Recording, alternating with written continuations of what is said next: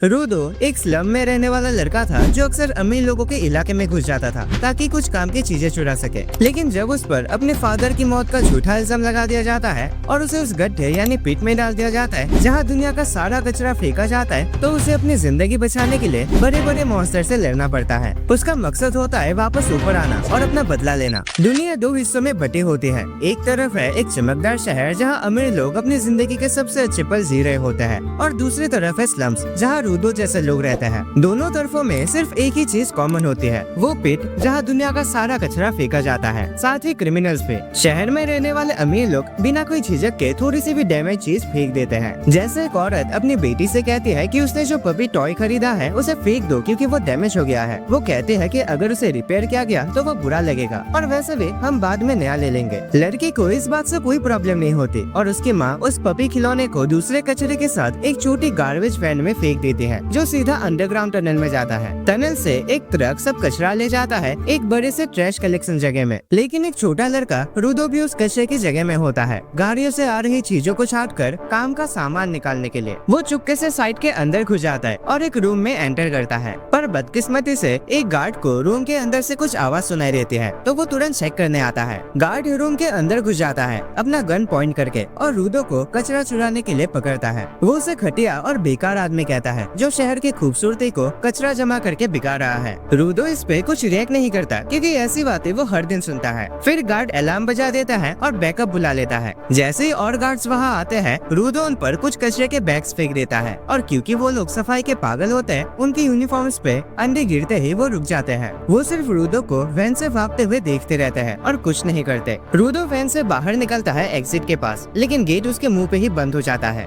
और तभी और गार्ड्स भी वहाँ आ जाते हैं। अगले दिन कचरा चुराने वाले लड़के के बारे में शहर में खबर फैल जाती है और सभी लोग स्लम्स वालों को दोषी मानते हैं। दीवार के दूसरी तरफ स्लम में रहने वाले जानते हैं कि जिम्मेदार कौन है, क्योंकि ये पहली बार नहीं है जब रूदो ने ट्रैश कलेक्शन साइट में घुसने की कोशिश की है। उन्हें लगता है कि एक दिन वो पकड़ा जाएगा और ज्यादातर लोग तो यही भी चाहते हैं कि वो पकड़ा जाए, पर रूदो को किसी की परवाह नहीं होती। वो अपनी दुकान लगाता है ताकि कुछ जरूरी चीजों को ठीक करके बेच सके जो उसने कचरे से निकाला है। जब उसके दो चीवा आते हैं और उस पर गुस्सा होते हैं तो वो पूछती है तो इतना बड़ा रिस्क क्यों लेता है सिर्फ शहर के लोगों के कचरे में से चीजें ढूंढने के लिए। रूदो जवाब देता है, अरे ऐसा कुछ नहीं, वो अमीर लोग तो बिना सोचे समझे बिल्कुल काम की चीजें भी फेंक देते हैं। मुझे उन चीजों के लिए बुरा लगता है जो वो लोग ऐसे ही वेस्ट कर देते हैं, तो मैं उन्हें वापस ले आता हूँ और अगर उनसे कुछ पैसे भी मिल जाए तो और अच्छा है। शिवा को उसकी बात समझ आते हैं, लेकिन तभी तीन लड़के वहाँ आ जाते हैं अपने नाक दबाए हुए और कहते हैं, चीची यहाँ कचरे की बदबू आ रही है। वो शिवा से कहते हैं कि वो रूदो से दूर रहे, नहीं तो उसमें भी कचरे वाली बदबू आ जाएगी। वो रूदो के मोटे काले ग्लव्स का मजाक उड़ाते हैं जो वो अपने पूर्वजों के टाइम से नहीं धोया है और कहते हैं कि अगर किसी ने उसे छू लिया तो उसे एलर्जी हो जाएगी। एक लड़का उस लैंडर को लात मारता है जो रूदो ने अभी अभी ठीक किया था और कहता है, अबे चिरकुट, कोई इस कचरे को खरीदने नहीं आएगा। वो कहता है कि रूदो के हाथ उसके ग्लव से भी ज्यादा अजीब है, इसलिए वो हमेशा उन्हें छुपा के रखता है। रूदो चुपचाप उनकी हर बात सुनता है, लेकिन जैसे एक लड़का उसे मर्डरर का बेटा कहता है, रूदो का गुस्सा एकदम से भड़क उठता है। लेकिन वो लड़के नहीं रुकते।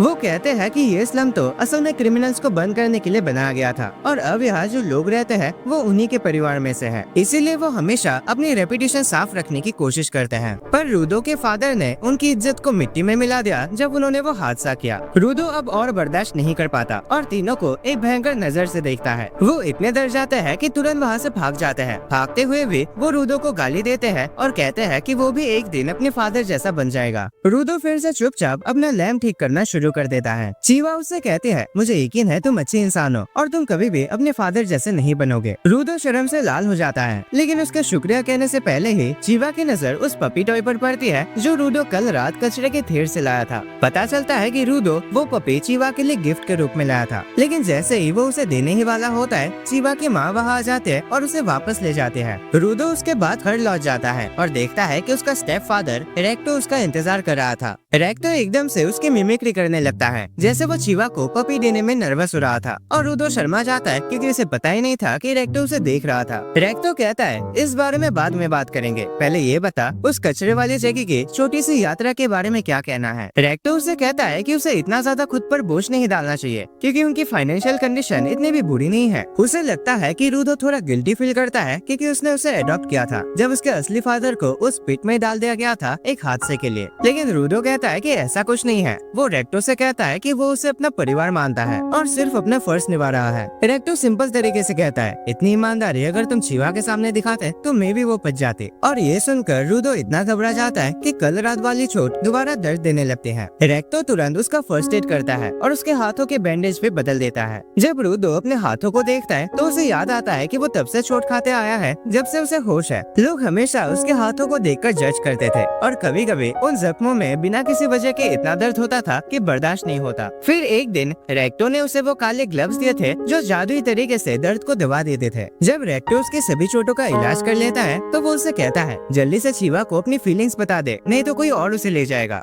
और जब दोनों इस बात को लेकर मजाक कर रहे होते हैं तभी एक अजीब सा मास्क पहना हुआ आदमी सड़क से सब कुछ सुन रहा होता है। अगले दिन रूडो हिम्मत जुटाकर फाइनली डिसाइड करता है कि वो चीवा को अपने दिल की बात बताएगा और उस पपी टॉय के साथ उसके घर की तरफ निकल पड़ता है। लेकिन रास्ते में उसका सामना एक ऐसे हादसे से होता है जो स्लम्स में अक्सर नहीं होता। स्लम के कोने पर एक पिट है जहाँ या तो सारा कचरा फेंका जाता है या फिर क्रिमिनल्स लोगों को डाल दिया जाता है। आज एक और गुनहगार को उस गड्ढे में फेंका जा रहा है और रूडो बस चुपचाप एग्जीक्यूशन देखता रहता है। सोचता है कि अंदर जाने के बाद इन लोगों के साथ क्या होता होगा। तभी वहाँ चीवा आ जाते हैं और कहते हैं कि ये तो काफी खौफनाक सीन है। रूडो पैनिक में आ जाता है क्योंकि वो उसे अभी मिलने के लिए तैयार नहीं था। चीवा अचानक से एग्जीक्यूशन और दूसरे चीजों पे बात करने लगते हैं। फिर वो रूडो से कहते हैं, मैं नहीं चाहते तुम भी कभी उस गड्ढे में जाओ। वो कहते हैं कि हो सकता है कई चीजें जो लोग कचरे में डाल देते हैं उन्हें वैसे नहीं डालना चाहिए, लेकिन सिर्फ इस वजह से अपनी जिंदगी दांव पर लगाना सही नहीं है। रूडो कहता है कि रेक्टो ने भी यही कहा था। चीवा कहते हैं कि ऐसा इसलिए क्योंकि रेक्टो भी तुमसे प्यार करता है। रूडो एक पल के लिए रुकता है, उसके दिमाग में ये बात आती है, चीवा ने कहा रेक्टो भी तुमसे प्यार करता है, मतलब क्या वो भी मुझसे प्यार करते हैं? उसका छोटा दिमाग तुरंत प्रोसेस करता है कि चीवा भी उससे प्यार करते हैं। चीवा थोड़ा शर्मा जाते हैं जैसे उसे पता चला कि उसकी बात का मतलब अलग निकला।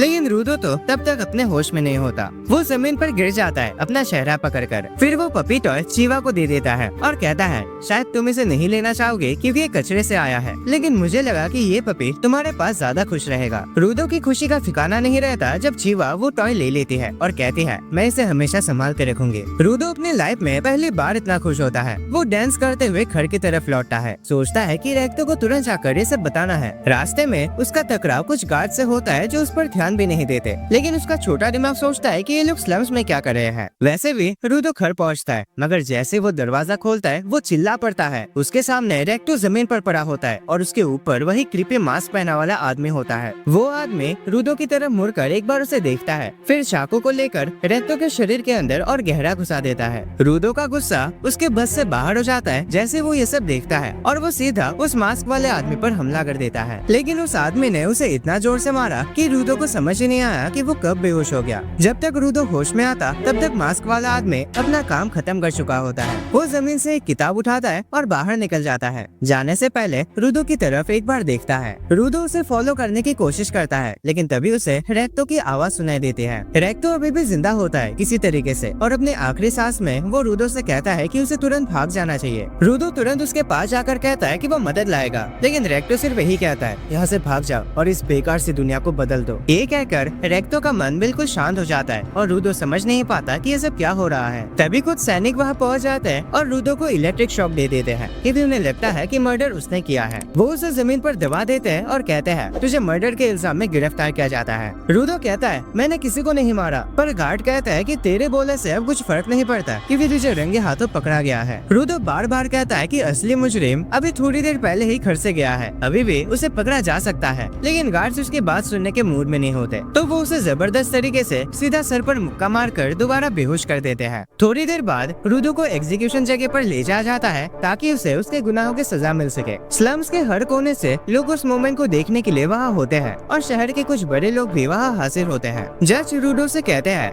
मर्डर करना दुनिया के सबसे बड़े गुनाहों में से एक है और चाहे तुमने सिर्फ एक स्लम में रहने वालों को मारा हो, सजा कम नहीं की जाएगी। जज अनाउंस करता है कि रूडो को पनिशमेंट के रूप में गड्ढे में यानी पिट में डाल दिया जाएगा। लोग ये सुनकर शेयर करने लगते हैं। रूडो अब भी यकीन नहीं कर पाता कि उसके साथ ये सब क्या हो रहा है। वो बस ये चाहता है कि कम से कम एक इंसान उस पर विश्वास करे कि उसने किसी को नहीं मारा। उसकी नजर भीड़ में किसी को ढूंढती है और वो रुक जाते हैं चीवा पर। रूडो जोर से चिल्लाता है, मैंने रेक्टो को नहीं मारा, मेरा यकीन करो। वो चीवा से कहता है, प्लीज असली कातिल को ढूंढना और उसे सजा देना। लेकिन चीवा बस इतना कहते हैं, मैंने तुम पर भरोसा किया था लेकिन तुम इस लायक नहीं थे। आखिर तुम भी अपने बाप की तरह एक मर्डरर निकले। और वो पपी नीचे गिरा देते हैं और उसकी तरफ पीट करके चली जाते हैं। चीवा का ये धोखा रूडो को सबसे ज्यादा चुभता है। वो लोगों पर चिल्ला पड़ता है जो उसे इंसानी कचरा कह रहे होते हैं, जो गड्ढे में जाने लायक है। रूडो कहता है, असली कचरा तो तुम लोग हो। दिमाग के नाम पे तुम लोग के अंदर बस पैसा, लालच और भूसा भरा है। वो कसम खाता है कि वो सबको नरक भेजेगा। तभी इसके नजर पड़ते है कि वो कातिल अभी भी भीड़ में छुपा हुआ है, लेकिन उसे किसी को कुछ बताने का मौका ही नहीं मिलता क्योंकि उसे गड्ढे के किनारे से धक्का दे दिया जाता है। रूडो को लगता है जैसे वो हमेशा के लिए गिरता जा रहा है और एक पॉइंट पे आके वो बेहोश हो जाता है। लेकिन किस्मत अच्छी थी, गड्ढे के नीचे पड़ा सारा कचरा उसकी जान बचा लेता है। और जब वो होश में आता है तो देखता है कि उसे एक भी चोट नहीं आई। वो सोचता है कि ये क्या हो रहा है और ये कैसे मुमकिन है कि वो अभी भी जिंदा है। तभी उस जगह की गंदी बदबू अचानक उसके नाक पे अटैक करते हैं। इतनी ज्यादा बदबू होती है कि एक कचरे में पलने वाला कुत्ता भी अपना मुंह ढकने पर मजबूर हो जाता है। फिर रूडो कुछ नोटिस करता है, एक बड़ा सा कचरे का समंदर उसके सामने है और उसमें कुछ ऐसी चीजें भी है जो उसने कभी देखा ही नहीं था।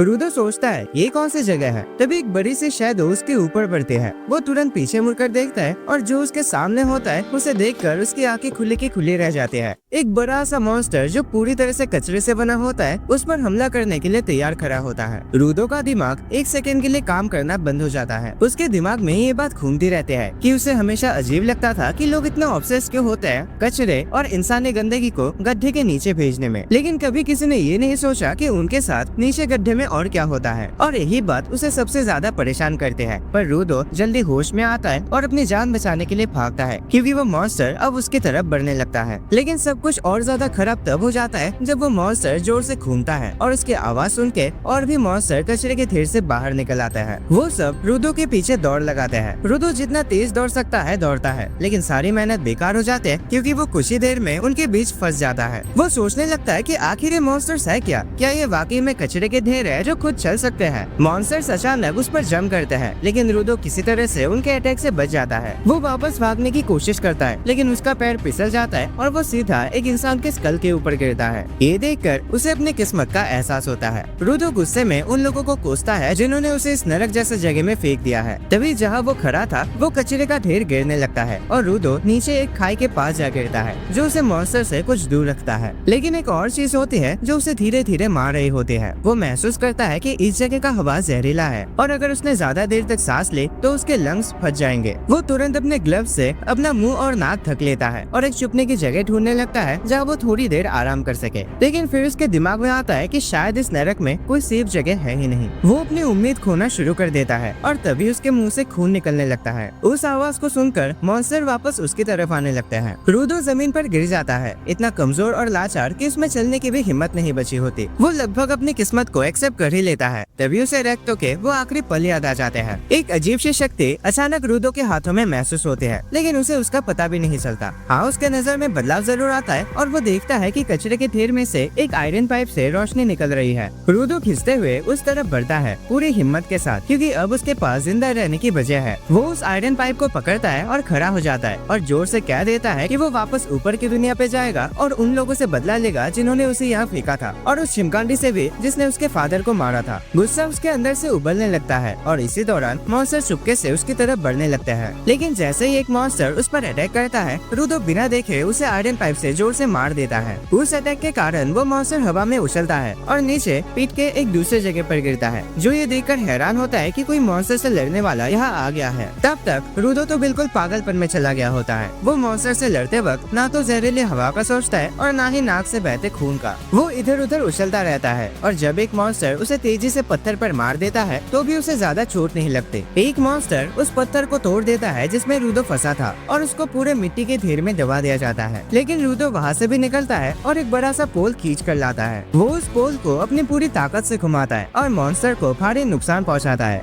लेकिन अचानक एक और मॉन्स्टर उसके बिल्कुल नीचे से निकल आता है। रूडो किसी तरह उसके दांत से बचकर उछल जाता है, लेकिन अब जहरीले हवा का असर दिखने लगता है। उसके मुंह से दोबारा खून निकलता है और मॉन्स्टर इस मौके का फायदा उठाकर उसके और करीब आ जाते हैं। किस्मत से उसकी वो रहस्यमय शक्ति फिर से जाग जाती है, जो उसे इतनी ताकत और हिम्मत देती है कि वो अपनी जगह पे खड़ा रह जाता है, चाहे एक साथ दो मॉन्स्टर से उस पर हमला क्यों न कर रहे हो। रूडो उस टक्कर से आराम से बच निकलता है और एक मेटल के टुकड़े से मॉन्स्टर का स्कल चीर देता है। फिर वो दूसरे मॉन्स्टर पर हमला करता है, उसे बीच से काट कर टुकड़े टुकड़े कर देता है और वो मॉन्स्टर फंस जाता है। इसके बाद रूडो थोड़ा आराम करता है, लेकिन तभी एक और भयानक मॉन्स्टर उसकी तरफ बढ़ने लगता है। जैसे ही रूडो उसे देखता है, वो डिसाइड करता है कि अभी भागना ही बेहतर ऑप्शन होगा, ताकि वो अपनी ताकत वापस पा सके। लेकिन मॉन्स्टर जमीन पर जोर से पैर मारता है और इतनी शक्ति से शॉकवेव निकलते हैं कि रूडो हवा में उछल जाता है। लेकिन जब रूडो आंखें खोलता है तो उसके होश उड़ जाते हैं। एक आदमी अजीब सा मास्क पहने हुए उसके ऊपर खड़ा होता है। रूडो सोचता है कि ये कौन है, वो कहाँ से आया। तभी वो आदमी उसे उठाता है और आगे जोर से धक्का मार देता है।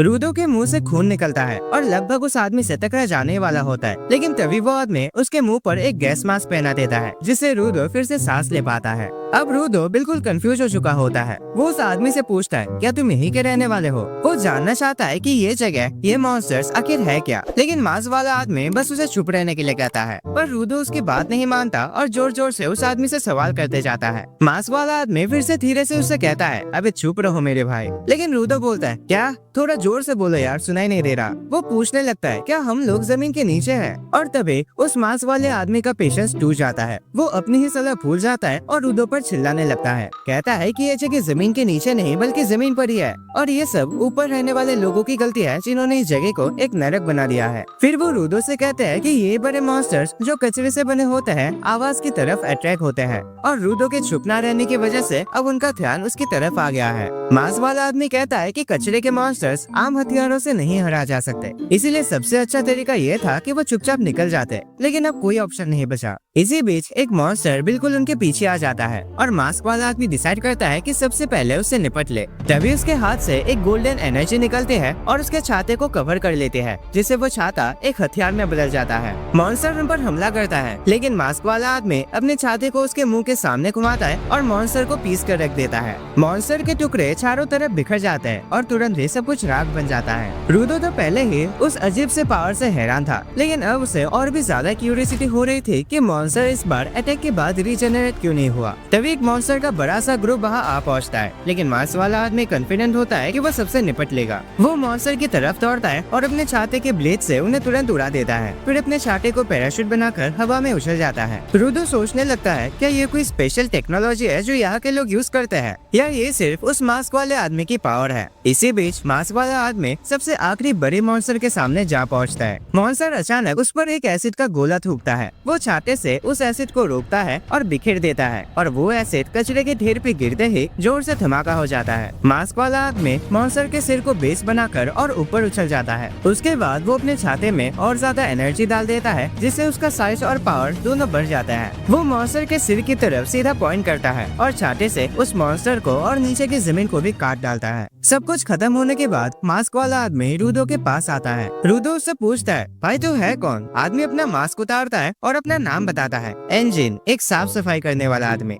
लेकिन तुरंत ही उसे जहरीली हवा का एहसास होता है और वो अपना मास्क उतारने का पछतावा करता है। एंजिन रूडो को गाली देता है कि उसके कहने पे उसने अपना मास्क उतारा, और तभी रूडो अचानक बेहोश हो जाता है। जब वो बेहोश होता है तो एक बचपन का सीन उसके सपने में आता है। वो घर वापस आया था जब उसके दोस्तों ने उसे मारकर एक नाली में धकेल लिया था, सिर्फ इसीलिए क्योंकि उसने उनसे कहा था कि चीजें भी जिंदा होते हैं, और उन्हें उसकी बात पर विश्वास नहीं हुआ। रेक्टो उससे पूछता है, फिर क्या तुमने उस लड़के को मारा? और रूडो जवाब देता है कि नहीं, मैंने नहीं मारा। उसने रेक्टो से पूछा कि क्या ये बात सच है कि अगर किसी चीज का ध्यान रखा जाता है तो एक दिन उसमें एक जान आ जाती है। रेक्टो ने उसे साफ करते हुए कहा कि ये सिर्फ एक पुरानी कहानी है जो लोगों को ये सिखाती है कि उनके पास जो भी चीजें हैं उनकी कदर करनी चाहिए, लेकिन व्यक्तिगत रूप से उसे ये मानना पसंद है कि हर चीज में एक जान होती है। रूडो ये सुनकर और भी ज्यादा एक्साइटेड हो जाता है और पूछता है कि क्या उनके घर की चीजों में भी जान है, जैसे कि उसके ग्लव्स। रेक्टो ने बस इतना कहा कि अगर तुम इनका ध्यान रखोगे तो एक दिन इनमें भी जान आ जाएगी। इसी बात पर रूडो अचानक अपने सपने से उठता है और देखता है कि वो जंजीरों में जकड़कर इंजन के पीछे घसीटता हुआ जा रहा है। रूडो उसे गाली देता है और कहता है कि उसे छोड़ दे, लेकिन इंजन कहता है कि वो उसे सिर्फ एक सुरक्षित जगह ले जा रहा है। रूडो को अब कोई फर्क नहीं पड़ता क्योंकि उसे बस बदला लेना है, लेकिन उसके ये शब्द सुनकर इंजन रुक जाता है। वो कहता है कि यहाँ के लोग उस ऊपर वाली दुनिया को स्पीयर बोलते हैं और वहाँ वापस जाना नामुमकिन है क्योंकि वो इस आसमान को जो लगातार घूम रहा है उसको पार कैसे करेगा। साथ ही वो ये भी बताता है कि अभी वो जिस दुनिया में है इसको ग्राउंड बोलते हैं। फिर वो रूडो को दोबारा घसीटने लगता है और कहता है कि अब वापस जाना पॉसिबल नहीं है, इसीलिए उसे अपने नए जीवन को एक्सेप्ट कर लेना चाहिए। रूडो हार मानने से इनकार कर देता है और कहता है कि वो किसी भी कीमत पर ऊपर की दुनिया में वापस जाएगा। उसका मानना है कि इंजन को रास्ता पता है लेकिन वो छुपा रहा है। वो चिल्ला चिल्ला कर कहता है कि सब कुछ बता दो वरना वो इतना चिल्लाएगा कि और मॉन्स्टर्स आ जाएंगे। इंजन गुस्से में आकर कहता है कि ठीक है, वो उसे बताएगा कि ये जगह असल में है क्या। वो उसे और भी लापरवाही से घसीटने लगता है और एक ऐसी जगह में ले जाता है जो बाकी जगहों से 100 गुना साफ है। इंजन उसे वही छोड़ देता है और कहता है कि मजे करो और तुरंत चला जाता है। रूडो चिल्लाता है, अबे ओए कम से कम मुझे खोल तो दो, लेकिन इंजन कुछ कहे बिना वहाँ से चला जाता है। तभी कुछ लोग गैस मास्क पहने हुए ट्रक से बाहर निकलते हैं और रूडो की तरफ बढ़ते हैं। रूडो सोचता है कि क्या ये लोग इस जगह के रहने वाले हैं। वो लोग भी उसे देखकर काफी क्यूरियस होते हैं। उसके कपड़ों से अंदाजा लगाते हैं कि वो स्पीयर से आया है और अजीब अंदाज में उसके पास आते हैं। रूडो घबराकर कहता है कि वो स्पीयर से गिर गया था। ये सुनकर वो लोग अपने मास्क निकाल लेते हैं और काफी एक्साइटेड हो जाते हैं क्योंकि पहली बार उन्होंने किसी जिंदा स्पीयर के इंसान को देखा है। पहले उन्हें सिर्फ उनके लाशें ही मिलती थी। वो लोग रूडो का चेहरा देखने लगते हैं और रूडो तुरंत उनसे दूर हट जाता है। वो कहते हैं कि उनका इरादा बुरा नहीं है और उसकी जंजीरें खोलने लगते हैं, जिसे रूडो सोचता है कि ये इंजन से तो काफी अच्छे लोग हैं, लेकिन सब कुछ असल में एक चाल थी। और कुछ ही देर में रूडो खुद को एक ट्रक के अंदर और भी मजबूती से बंधा हुआ पाता है। रूडो हैरान हो जाता है कि ये सब क्या हो रहा है, लेकिन बाहर के लोग बात कर रहे होते हैं कि उनके हाथ एक जिंदा स्पेराइट मिल गया है जो उनके लिए बहुत कीमती सबूत बनेगा। यहाँ के लोग उन ऊपर रहने वाले लोगों को स्पेराइट बोलते हैं। वो कहते हैं कि लोग मरते हुए स्पेराइट के बॉडी पार्ट्स और कपड़ों के लिए भी पागल होते हैं, तो एक जिंदा मिल जाए तो वो और भी ज्यादा बिकता है। तब उनका लीडर कहता है कि लोग इतनी बड़ी रकम इसलिए देते हैं क्योंकि उन्हें स्पीयर में रहने वाले लोगों से नफरत है। स्पीयर के लोगों ने अपने कचरे को ग्राउंड पर फेंक दिया, जिससे हवा जहरीली हो गई और मॉन्स्टर्स पैदा हो गए। जिन लोगों ने मॉन्स्टर से अपने घर, परिवार या जान खोई है,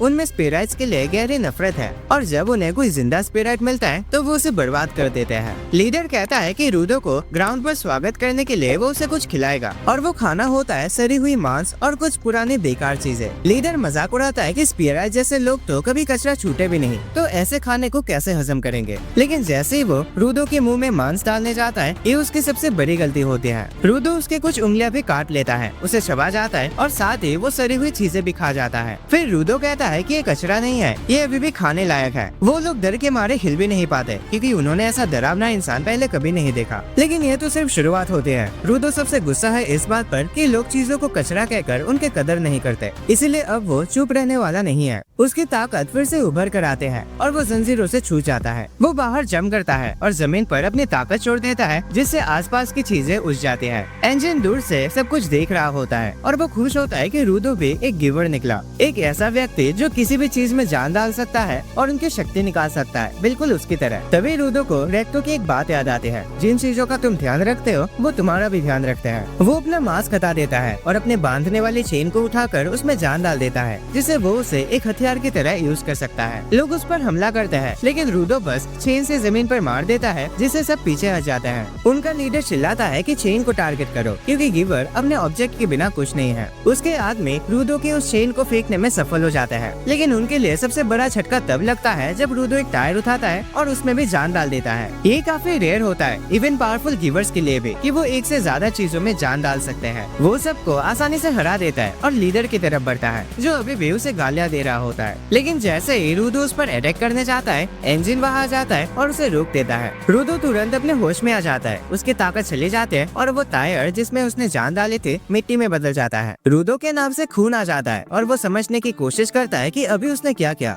इंजन कहता है कि इतनी ज्यादा ताकत बिना सोचे समझे इस्तेमाल करना उसके शरीर को थका देता है। वो माफी मांगता है कि उसने रूडो की ताकत को टेस्ट किया। फिर इंजन उसे वादा करता है कि वो इस दुनिया के बारे में और उसके पावर्स के बारे में सब कुछ बताएगा, लेकिन बदले में वो चाहता है कि रूडो उसके ग्रुप जिसका नाम है क्लीनर्स उसमें शामिल हो, क्योंकि उन्हें मॉन्स्टर से लड़ने के लिए ऐसे लोगों की जरूरत है। लेकिन रूडो के लिए ये सब कुछ एकदम ज्यादा हो जाता है और वो कहता है कि उसे उनके साथ नहीं जाना। लेकिन लगता है कि एंजिन को ना शब्द का मतलब नहीं पता। वो रूडो को इलाज के लिए एक क्लिनिक ले जाता है और अपने दोस्त को कॉल करके कहता है कि उसने एक जीनियस ढूंढ लिया है और उसे क्लीनर्स में ज्वाइन करा लिया है। रूडो ये सुनकर हैरान रह जाता है क्योंकि उसने कभी भी हाँ बोला ही नहीं था। वो कहता है कि उसे तुरंत वापस पियर जाना है, लेकिन एक अजीब डॉक्टर जिसके आँख ब्लैक होल से भी बड़े लगते हैं उसे चुप रहने को बोलता है। डॉक्टर रूडो पर चिल्लाता है कि उसने उस कचरे के ढेर में जाने की हिम्मत कैसे की, जबकि वहाँ की हवा जहर जैसी है। फिर वो उसे बेवकूफ कहकर डांटने लगता है कि वो किडनैप भी हो गया और कहता है कि उसे इंजन का शुक्रिया अदा करना चाहिए जिसने एक दिन में उसे 2 भयानक हादसों से बचाया। रूडो मन ही मन इंजन को गाली देता है और फिर वही डॉक्टर जो असल में एक बूढ़ी औरत होती है उस पर गुस्सा हो जाते हैं जब रूडो उसे गलती से बुढ़ा आदमी कह देता है। जब इलाज पूरा हो जाता है तो वो बूढ़ी औरत उन दोनों को क्लिनिक से बाहर धक्के मारकर निकाल देते हैं। बाहर रूडो इंजन का शुक्रिया अदा करता है उसके इलाज का खर्चा उठाने के लिए और कहता है कि उसे सिर्फ वापस जाने का रास्ता चाहिए। उसका कहना होता है कि उसके पास क्लीनर विलीनर बनने का टाइम नहीं है या जो भी इंजन अपने आप को कहता है,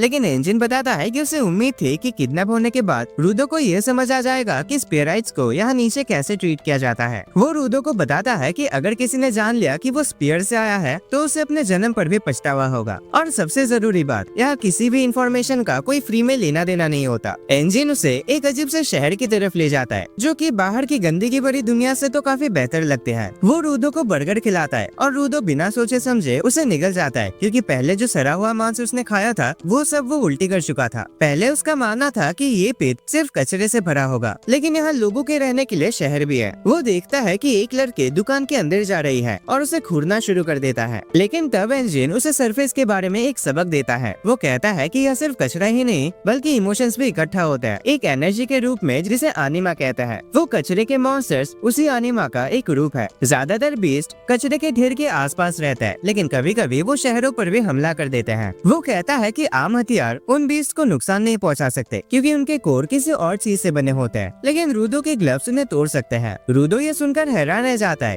इंजन उसे बताता है कि जब किसी चीज का सालों तक ध्यान रखा जाता है तो उसमें भी आनिमा जमा हो जाता है और ऐसे ऑब्जेक्ट्स को वाइटल इंस्ट्रूमेंट कहते हैं। वाइटल इंस्ट्रूमेंट उन बीस्ट के कोर्स को तोड़ने में सक्षम होते हैं, लेकिन हर कोई उनके अंदर के पावर्स को नहीं जगा सकता। इंजन कहता है कि उन जैसे कुछ लोग ही उस पावर को जगा सकते हैं और ऐसे लोगों को गिवर्स कहते हैं। उनकी ऑर्गेनाइजेशन द क्लीनर्स इन्हीं गिवर्स से बनी है जो बीस्ट को खत्म करते हैं। रूडो इंजन से पूछता है कि अगर वो क्लीनर्स ज्वाइन करे तो क्या वो उसे वापस पियर जाने का रास्ता बताएगा। इंजन साफ कह देता है कि उसे इसके बारे में कुछ भी नहीं पता। रूडो उस पे गुस्सा हो जाता है और कहता है कि उसने धोखा दिया। इंजन उसे याद दिलाता है कि उसने कभी नहीं कहा था कि वो उसे वापस भेजने का रास्ता जानता है, लेकिन वो ये जरूर कहता है कि उसका बॉस बहुत समझदार है और हो सकता है कि वो रूडो की मदद कर सके। रूडो को गुस्सा आ जाता है क्योंकि अब उसे पहले इंजन के बॉस से मिलना पड़ेगा, तब जाके वो कुछ फैसला कर पाएगा। तब इंजन उसे उसके ग्लव्स के बारे में पूछता है। रूडो बताता है कि उसके पापा ने वो ग्लव्स उसे दिए थे और वही एक चीज है जो उसकी याद में बची है। अब इंजन समझ जाता है कि रूडो अपने इन फटे पुराने ग्लव्स से इतना लगाव क्यों रखता है और वो उससे कहता है कि उन ग्लव्स का ध्यान अच्छे से रखे क्योंकि उनमें एक अनोखी पावर बसी है। रूडो इमोशनल हो जाता है क्योंकि अब तक तो सब उसके ग्लव्स का मजाक उड़ाते थे,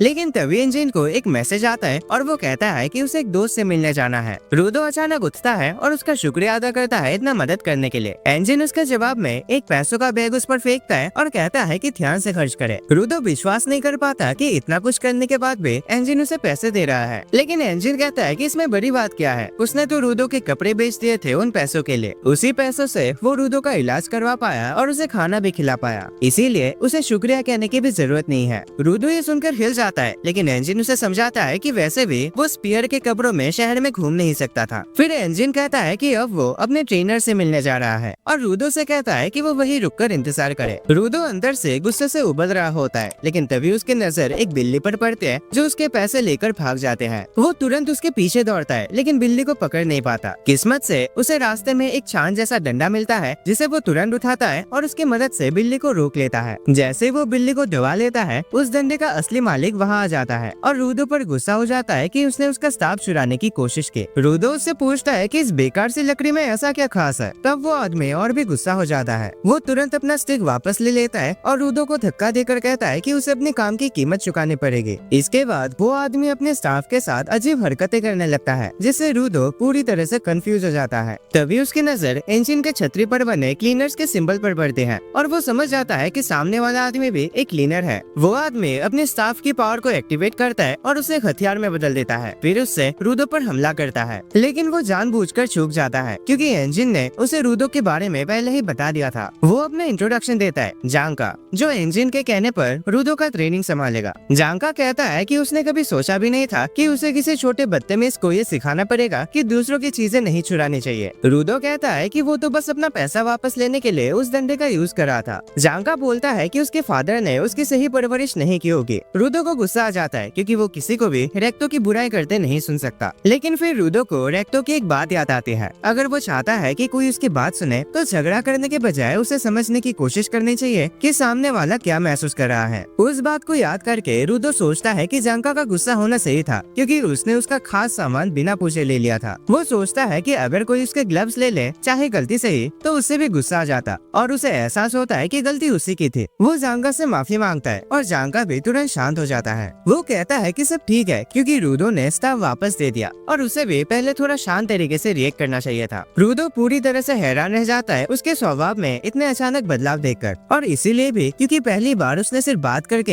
एक ऐसे लड़ने वाली सिचुएशन को संभाल लिया था। वो बार बार सोचता है कि रेक्टो सच में काफी चीजों में सही था। फिर जांका उसे उठने में मदद करता है। वो उसे उसके हथियार के बारे में पूछता है और ये भी कि क्या वो उसे यूज कर सकता है। रूडो बताता है कि उसका हथियार शायद उसके ग्लव्स है, लेकिन उसे उनकी एबिलिटीज के बारे में अभी तक कुछ नहीं पता। जांका उसके ग्लव्स को देखता है और कहता है कि ये काफी कूल है, लेकिन रूडो अभी भी हैरान है कि वो इतना बदला हुआ क्यों लग रहा है। तभी उसे अचानक समझ आता है कि ये शायद इसीलिए है क्योंकि अब वो मुस्कुरा रहा है और रेक्टो हमेशा कहता था कि अगर दोस्त बनाना है तो मुस्कुराना पड़ेगा। पर अनफॉर्चुनेटली रूडो ने कभी पहले स्माइल नहीं किया था और इसीलिए शायद उसे अपने चेहरे के मसल्स को सही तरीके से चलाना सीखने के लिए किसी जिम ट्रेनर की जरूरत पड़ेगी। और भी दुख की बात यह है कि उसे खुद ये बात पता भी नहीं था, इसीलिए वो अपनी तरफ से पूरी कोशिश करता है एक अच्छी स्माइल कॉपी करने की। लेकिन उसके चेहरे पर जो एक्सप्रेशन आता है वो जांका के लिए अब तक का सबसे भयानक चेहरा होता है जो उसने किसी इंसान पर देखा हो। जांका तुरंत उस पर चिल्लाता है, पूछता है कि ये कैसी शक्ल बना रखी है। वो ये भी पूछता है, क्या तुम मुझे छिड़ाने की कोशिश कर रहा है इस चेहरे के साथ? रूडो समझाता है, अरे नहीं भाई, ये अब तक की मेरी बेस्ट स्माइल है जो मैं दे सकता हूँ। जांका कहता है कि एक अंधा इंसान भी बोल देगा कि ये कोई स्माइल नहीं है। तो रूडो डिसाइड करता है कि वो अपनी आंखों और होठों को बंद करेगा ताकि ज्यादा नेचुरल लगे। इस बार वो थोड़ा कम अजीब लगता है, लेकिन फिर भी जांका का गुस्सा ठंडा नहीं होता। जांका सोचता है कि शायद रूडो अब ओवर कॉन्फिडेंट हो गया है क्योंकि इंजन ने उसे जीनियस कहा था और अब वो उसका मजाक उड़ा रहा है। वो कहता है, अगर तू ऐसे मजाक करता रहा तो कभी अपने सपने को हासिल नहीं कर पाएगा। लेकिन ये एक लाइन थी जो उसे नहीं बोलनी चाहिए थी। रूडो तुरंत सोचता है अपने सपने के बारे में, स्पीयर में वापस जाना और रेक्टो की अंतिम इच्छा के मुताबिक पूरे स्पीयर को बदलना। वो जांका को कहता है कि वो अपने गोल्स को लेकर बिल्कुल सीरियस है। वो कहता है, देख लकड़ी के डंडे, पहली बात तो यह है कि तू मेरा इंसल्ट करना बंद कर। जांका फिर से अपना वेपन निकाल लेता है और कहता है कि उन दोनों के बीच कभी नहीं बनेगी। रूडो भी हाँ में हाँ मिलाता है और पास के एक गार्बेज बिन से एक मेटल रॉड निकाल लेता है और उसमें पावर जगा देता है। जांका हैरान रह जाता है देखकर कि रूडो एक रैंडम चीज को भी अपने हथियार के रूप में इस्तेमाल कर सकता है और तभी उसे समझ आता है कि इंजन ने उसे जीनियस क्यों कहा था। लेकिन वो अब भी कॉन्फिडेंट है कि अगर रूडो के पास सिर्फ नेचुरल टैलेंट है तो वो उस जैसे एक एवरेज इंसान से नहीं जीत पाएगा जो मेहनत करके यहाँ तक पहुँचा है। रूडो उसके बात को एक इंसल्ट नहीं समझता और ध्यान नहीं देता जब तक जांका का स्टाफ उसके बिल्कुल पास सिर्फ कुछ ही दूरी पर गिरता है। उसे बचने के लिए जोर से हटना पड़ता है और वो भागता है, जिससे जांका तुरंत ऑफेंसिव मोड में चला जाता है और उसे जमीन पर गिरा देता है। जांका अपनी जीत से खुश होता है, लेकिन फिर उसके चेहरे पर कुछ दिखाई देता है। वो उसे साफ करता है और क्यूरियोसिटी में उसे सूंघता है और उसे पता चलता है कि वो टट्टी थी। वो शौक में चिल्लाता है क्योंकि रूडो ने जो मेटल रॉड उठाए थे वो असल में एक टॉयलेट क्लीनर का हिस्सा था। जांका उसे समझाने की कोशिश करता है कि वो टॉयलेट क्लीनर जिसे प्लंजर कहते हैं वो क्या होता है, लेकिन रूडो कोई भी बात सुनने के मूड में नहीं होता। वो गुस्से में उस प्लंजर को घुमाना शुरू कर देता है जो अभी भी किसी के पालक पनीर से भरा हुआ था। जांका घबरा जाता है और अपनी तरफ से पूरी कोशिश करता है उड़ती हुई गंदगी से बचने की और आखिरकार वो रूडो से भाग जाता है। रूडो को समझ नहीं आता कि वो अब इतना डरा हुआ क्यों है, लेकिन जब बात उसके फेवर में जा रही है तो उसे कौन रोके। अब वो उसका पीछा करता है, जांका को प्लंजर से डराता हुआ। थोड़ी देर बाद वो दोनों छोटी गलियों में टॉम एंड जेरी जैसे भाग दौड़ करते हैं। फिर जांका मेन सड़क तक पहुंच जाता है और रूडो उसके बिल्कुल पीछे। अचानक जांका के पैरों के बीच एक बिल्ली आ जाती है और वो अपना बैलेंस खो बैठता है, जिससे रूडो को उसके करीब पहुंचने का मौका मिल जाता है। रूडो जमीन से उछलता है और पूरे जोर से प्लंजर घुमाता है उस बेचारे जांगा की तरफ। जांगा पर गरम गरम टट्टी का अटैक पड़ता है जो उसे सीधा बेहोश कर देता है। थोड़ी देर बाद एंजिन वहाँ पहुँचता है दोनों को चेक करने। वो रूडो से पूछता है तुम मिल लिये अपने नए टीचर से। रूडो सिर्फ जांगा की तरफ उंगली से इशारा करता है जो अभी भी कचरे के ढेर पर पड़ा हुआ हिलता डुलता नजर आता है। एंजिन उसे साफ करने में मदद करता है और अपने गाड़ी में बिठा लेता है, लेकिन वो हंसी नहीं रोक पाता कि जांगा को कैसे किसी ने टट्टी से हरा दिया। भाई इससे अच्छा तुम मर जाते, क्या करोगे इस टट्टी भरी जिंदगी का। रूडो भी अंदर से थोड़ा सदमे में चला जाता है जब उसे सच में समझ आता है कि वो इतने टाइम से किस चीज को सड़कों पर लहरा रहा था। फिर एंजिन कहता है कि जांगा एक बिगड़ा हुआ लड़का है और उसने कभी नहीं सोचा था कि कोई उसे इस तरह संभालेगा। रूडो सिर्फ जांगा को देखता रह जाता है जब उसकी नजर कार के बैक सीट में रखे एक जूते पर पड़ते हैं। तब एंजिन रूडो से कहता है कि चाहे उनकी पहली मुलाकात अच्छी ना रही हो, लेकिन अब जांगा ही उसका टीचर होगा। वो जांगा की तारीफ करता है कि वो मैजिकल हथियारों को हैंडल करने में सबसे स्किल ट्रेनर है। ऐसा लगता है कि जांगा एंजिन की बातों को काफी सीरियसली लेता है क्योंकि वो ये सुनकर धीरे से मुस्कुराने लगता है। तभी एंजिन गाड़ी के पीछे बैठे एक औरत जिसका नाम रियो है उससे पूछता है तू कब से यहाँ है। रियो अपनी नींद से उठती है और कहती है कि उसे नए लड़के के बारे में क्यूरियोसिटी थी इसलिए आ गई। रूडो उसे बस देखता रह जाता है क्योंकि वो काफी सुंदर है। और फिर अचानक रियो उसके बालों से खेलने लगते हैं क्योंकि वो काफी यूनिक है, जिससे रूडो सोचता है कि क्या वो गलती से स्वर्ग में आ गया है। जब तक वो अपने ख्यालों में खोया रहता है, एंजिन गाड़ी चलाता हुआ शहर के बाहर ले जाता है, एक ऐसी जगह जहाँ क्लीनर हेडक्वार्टर्स जंगल के बीचों बीच मौजूद है। एंजिन कुछ खंडर जैसे शहरों के पास से गुजरता है और एक मजबूत टनल तक पहुँचता है जो एक बड़े पत्थर के दीवार के अंदर से गुजरते हैं। जब वो टनल के दूसरी तरफ निकलता है, सब लोग कार से उतरता है और एंजिन रूडो का स्वागत करता है क्लीनर्स के हेडक्वार्टर्स में। रूडो अभी भी रियो की उसके बालों से खेलने वाले मूवमेंट से शौक में होता है और जैसे वो बिल्डिंग की तरफ बढ़ता है, कुछ मक्खियाँ उसके आसपास मंडराने लगते हैं। बिल्डिंग के अंदर एक हॉटशॉट रिसेप्शनिस्ट शांति से एक एडल्ट मैगजीन पढ़ रहे होते हैं। एंजिन उसका इंट्रोडक्शन रूडो से करवाता है। उसका नाम है सैम्यू। वो कहता है कि सैम्यू हर नए मेंबर को देखकर जज करते हैं, लेकिन जैसे ही वो उसकी एबिलिटी के बारे में बताने वाला होता है, सैम्यू तुरंत अपना चम्मच रूडो की तरफ फेंकते हैं। दोनों मक्खियों को एक ही बार में मार गिराते हैं। रूडो बिल्कुल हैरान रह जाता है, लेकिन तब सैम्यू उसका स्वागत करते हैं और कहते हैं कि एंजिन ने उसके बारे में सब कुछ बताया है, लेकिन उसे खुद भी उसका असेसमेंट करना होगा। जैसे वो अपने ग्लासेस पे फोकस करना शुरू करते हैं, एंजिन बताता है कि ये उसका वाइटल इंस्ट्रूमेंट है जो उनकी विजन को बूस्ट करता है, और जब वो पूरी तरह फोकस करे तो वो देख सकते हैं कि कोई इंसान अंदर से कैसा बना है। रूडो के लिए ये सब नया होता है, लेकिन उसे ज्यादा सोचने का वक्त नहीं मिलता। जब सैम्यू अपने ग्लासेस की पावर जगाते हैं और रूडो के पोटेंशियल को देखते हैं तो वो हैरान रह जाते हैं और तुरंत अपनी एबिलिटी बंद कर देते हैं। जब एंजिन उसे पूछता है कि उसने क्या देखा, तो वो कहते हैं कि रूडो ऑलरेडी फिजिकली फिट है, इसीलिए उसे बॉडी ट्रेनिंग की जरूरत नहीं है और उसका अपने वाइटल इंस्ट्रूमेंट के साथ कनेक्शन भी अच्छा है, बस उसे सही से यूज करने के लिए थोड़ी ट्रेनिंग चाहिए। एंजिन को लगता है कि वो कुछ छुपा रही है, तो वो उसे दोबारा पूछता है। तब सैम्यू कहते हैं कि रूडो की गर्दन के पीछे अभी भी गंदगी लगी है। एंजिन ये सुनकर जोर से हंस पड़ता है और फिर डिसाइड करता है कि अब रूडो को बॉस से मिलवाया जाए, लेकिन जाते वक्त वो सैम्यू की तरफ देखता है क्योंकि उसे लगता है कि वो कुछ जरूर छुपा रही है। रास्ते में एंजिन रूडो को बताता है कि टोटल 100 क्लीनर्स है, जिनमें फाइटर्स, गार्ड्स और सपोर्ट करने वाले लोग शामिल है, लेकिन उन सब की ड्यूटी अलग अलग जगह होती है, इसीलिए ज्यादातर लोग हेडक्वार्टर्स में नहीं मिलते। वो कहता है कि रूडो को कुछ क्लीनर से मिलना चाहिए और ये ज्यादा टाइम नहीं लेगा, लेकिन जैसे ही वो लिविंग रूम का दरवाजा खोलता है, अंदर ऑलरेडी कुछ क्लीनर्स होता है, तो वो तुरंत दरवाजा बंद कर देता है और कहता है कि पहचान वहचान बाद में हो जाएगी। थोड़ी देर बाद वो लोग बॉस के रूम के पास पहुंचता है, लेकिन उसके अंदर जाने से पहले